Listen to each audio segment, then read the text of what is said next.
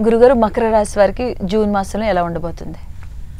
మకర రాశి వారికి ఉత్తరాషాఢ నక్షత్రం 2, 3, 4 పాదాలు, అట్లానే శ్రవణ నక్షత్రం 4 పాదాలు, ఒక ధనిష్ట నక్షత్రం 1, 2 పాదాలు మకర రాశి.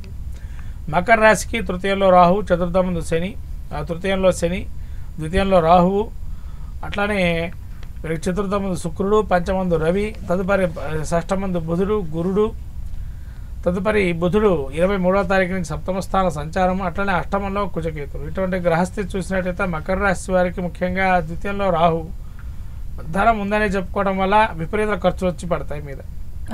ధనం ఆదాయం అంతే ఉంటుంది, ఖర్చులు విపరీతం పెరిగిపోవటం, వచ్చినట్టు ఆదాయం కరిగిపోవటం జరుగుతుంటుంది.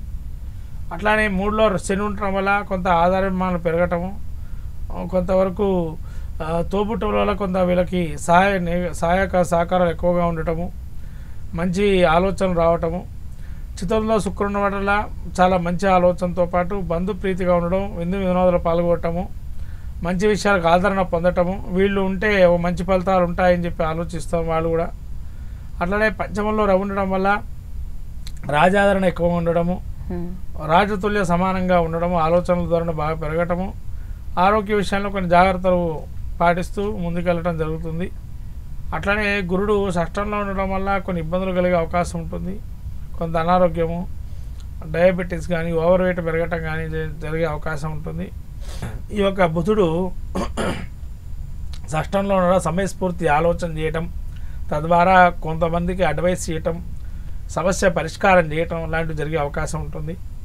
కుజకేతువులు వీరికి అష్టమంలో ఉండడం వల్ల వీళ్ళకి ఉన్నట్టుండి భయాందోళనలు ఎక్కువగా అవటం, ఏదో పడిపోతుందేమో అయిపోతుందేమో అన్న భయంతో ఉండటం, మనిషిలో సహజమైన లక్షణాలు కొంత ఉండడం జరుగుతుంది. అష్టమంలో కుజుడు ఉండడం వల్ల కొంతమంది అనారోగ్యం వచ్చే అవకాశం ఉంటుంది.